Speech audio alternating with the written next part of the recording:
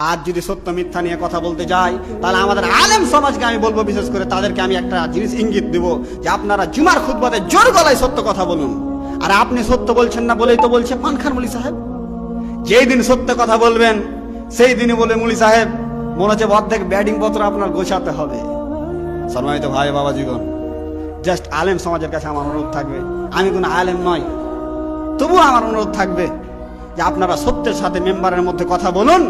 আলেমদেরকে নিয়ে বলার আগে, মানুষ লেখার আগে 40 বার ভাববে ইনশাআল্লাহ। আপনাদের মেরুদণ্ড সঠিক রাখুন।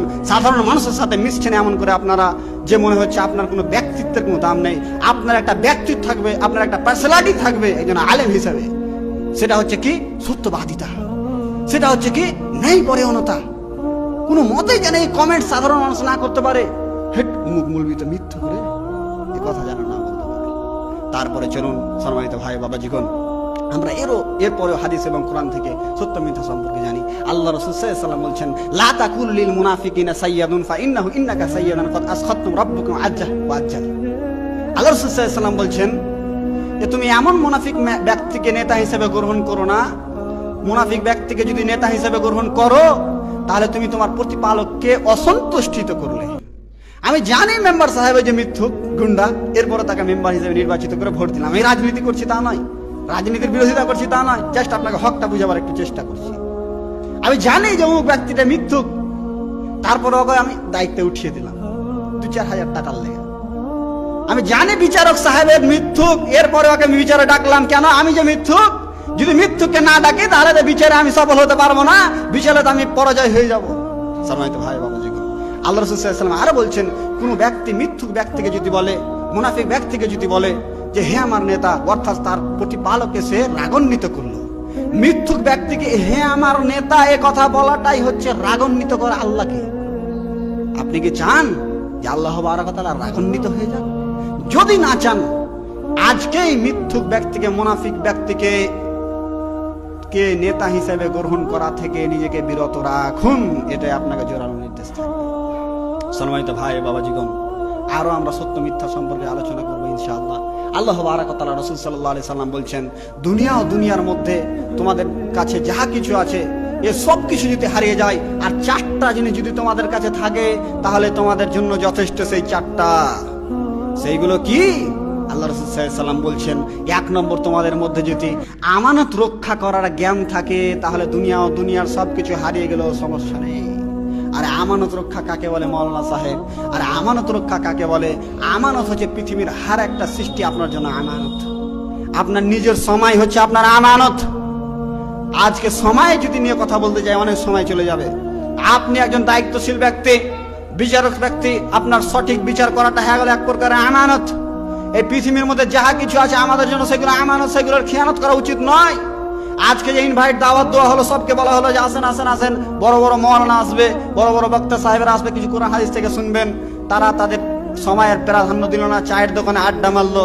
এগুলো আমানতের খেয়ানত করা হলো, যে সময়ের আমানতের খেয়ানত করা হলো।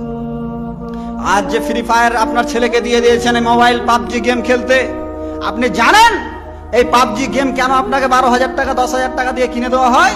যারা আপনার ছেলে ডক্টর না হতে পারে, আপনার ছেলে যেন মাওলানা না হতে পারে, আপনার ছেলে যেন প্রফেসর না হতে পারে। কেন? প্রফেসর হতে গেলে তো চাকরি লাগবে, প্রফেসর হতে গেলে তো দেশ বিদেশ অনেক ডেভেলপ হয়ে যাবে, তখন তার মেরে মুচড়ায় মিথ্যাভাবে মানুষকে ঠকিয়ে খাওয়া যাবে না। তার জন্য তো আপনার ছেলেকে মোবাইল কিনে দিয়ে দিয়েছে। আর আপনি বোকা ভাঁড়, গোপাল ভাঁড় কি করলেন? যাও বেটা মোবাইল নিয়ে আস করো, যাও বেটি মোবাইল নিয়ে দিন রাত ওর সাথে চ্যাট করো, উল্লু গাধা কাহিকার। তো আপনাকে যেটা আমি বলছি, আপনাকে আমি গালি দিতে আসিনি, দুঃখ দিতে আসিনি, জাস্ট আপনার আক্কালটাকে একটু খুলে দিতে এসেছি। সম্মানিত ভাই বাবাজিগণ, আমি যেটা বলছিলাম যে আমার হাতে সংকীর্ণ টাইম। আল্লাহ রাসূল সাল্লাল্লাহু আলাইহি ওয়াসাল্লাম এরপরে বলছেন যে দ্বিতীয় হচ্ছে তোমরা সদা সর্বদা সত্য কথা বলো। যদি সত্য কথা বলে থাকো তাহলে দুনিয়া ও দুনিয়ার সবকিছু হারিয়ে গেলেও কোনো সমস্যা নেই। সত্যই এমন একটা জিনিস। তারপরে আল্লাহ রাসূল সাল্লাল্লাহু আলাইহি ওয়াসাল্লাম বলছেন তৃতীয় নম্বরে আমানত রক্ষা তোমার মধ্যে। তারপরে আল্লাহ রাসূল সাল্লাল্লাহু আলাইহি ওয়াসাল্লাম বলছেন তৃতীয় নম্বরে সুন্দর চরিত্র। তোমার মধ্যে যদি সুন্দর চরিত্র থাকে, দুনিয়া ও দুনিয়ার সবকিছু হারিয়ে গেলেও কোনো সমস্যা নেই। সুন্দর চরিত্র নিয়ে যদি কথা বলতে যাই তাহলে মুসল্লি সাহেবের যা চরিত্র, ওই বেরিখোর, মদখোর, গাঁজাখোরের ওই চরিত্র। কেনে? মুসল্লি সাহেব ওই স্ত্রীকে গালি দেয়, ওই মদখোর স্ত্রীকে গালি দেয়। সম্মানিত ভাই মুসল্লি সাহেব ওই মিথ্যা কথা বলে, ওই মদখোর, শারাবখোর, বেনামাজি মিথ্যা কথা বলে। চরিত্র নিয়ে যদি কথা বলতে যাই, যারা দিনের সাথে অ্যাক্টিভ এরাও মানুষের বিরোধিতা নিয়ে ব্যস্ত। তাই আপনাকে যেটা আমি বলবো, বিশেষ করে জামিয়াত আহলুল হাদিসের যুবকদেরকে আমি বলবো, তোমরা নিজেদের চরিত্রকে সংযত রাখো। তোমরা এক কদম ফেলার আগে উসকা আখিরি আঞ্জাম क्या होगा এ সোচকে পের ফেলো, এ কদম ফেলো। এটাই আপনাকে অনুরোধ থাকবে দিনী ভাই।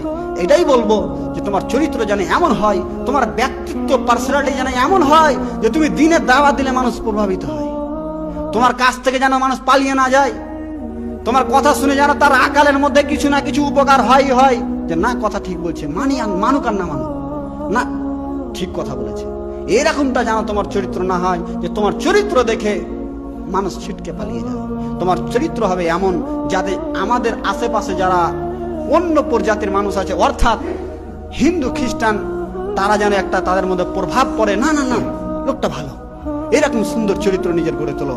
সুন্দর চরিত্র নিয়ে যদি কথা বলতে হয়, তাহলে আমি যেটা বলবো প্রত্যেকটা দিনী ভাইকে, যে আপনার পার্সোনালিটি দেখে, আপনার সুন্দর চরিত্র দেখে অন্য যারা মানহাজের মধ্যে রয়েছে, আকীদার মধ্যে রয়েছে, তারা যেন বুঝতে পারে যে না না না এরাই সঠিক, এরাই সঠিক। এরকম চরিত্র যেন তোমার মধ্যে হয়। তাই কাজেই বলবো আমাদের চরিত্র আমরা আলেম ওলামা থেকে নিয়ে যারাই দিনের সাথে অ্যাক্টিভ রয়েছি, যারাই দাওয়াইল্লাহর উদ্দেশ্যে কাজ করছি, তারাই আমরা ইনশাআল্লাহ সুন্দর চরিত্র করে চলবো। তবে আমাদের দাওয়াত মানুষের কাছে প্রভাবিত হবে, মানুষের কাছে যাবে ইনশাআল্লাহ, এটা আমি আশাবাদী। তারপরে চলুন, আল্লাহ রাসূল সাল্লাল্লাহু আলাইহি ওয়াসাল্লাম বলছে দুনিয়া সবকিছু হারিয়ে গেলেও সমস্যা নেই। তার মধ্যে চতুর্থ নম্বরটা যেটা হলো বৈধ রুজি। রিজিক উপার্জন করতে গিয়ে আমরা রিজিক উপার্জন করতে হবে যে কোনো মূল্যে, কথা সত্য, কিন্তু সেটা বৈধ হতে হবে, সেটা অবৈধ ভাবে নয়। বিভিন্ন ধরনের প্রযুক্তি এসছে, আমরা সেইগুলো থেকে উপার্জন করতে পারবো আলহামদুলিল্লাহ, কিন্তু সেটাকে অসৎ পথে নয়। রিজিক উপার্জন করতে গেলে মস্তিষ্কের সাথে সাথে হাতও লড়াতে হয়। কিন্তু আপনি একজন রাজমিস্ত্রি মানুষ, রিজিক উপার্জন করতে গিয়ে হাজিরিতে নিয়েছেন, শুধু 5 মিনিট কাজ করছেন আর বসছেন, এটা বৈধ রিজিক হলো না, এটা অবৈধ এক প্রকার হয়ে গেল। তাই কাজে আমি বলবো যে আমি কাউকে দুঃখ দেওয়ার উদ্দেশ্যে কথাগুলো বললাম না। এতক্ষণ যে আলোচনা করলাম সত্য মিথ্যা সম্পর্কে, ইনশাআল্লাহ আশাবাদী যে আপনারা সকলে এই কথাগুলো সত্য সহকারে মানবেন এবং পৃথিবীতে চলন্ত জীবনে দুনিয়া উল্টে গেলেও সত্যের সহকারে চলার চেষ্টা করবেন ইনশাআল্লাহ। তারপরে আমি এখান থেকে আমার সংক্ষিপ্ত বক্তব্য শেষ করলাম। ভাষা এবং বলার মধ্যে কোনো ত্রুটি থাকলে ক্ষমা করবেন। পরিশেষে একটা স্লোগান দেব যে নফরত কি শহর মে মোহাব্বত কি দোকান খুলনে আয়ে হে জামিয়াত আহলুল হাদিস।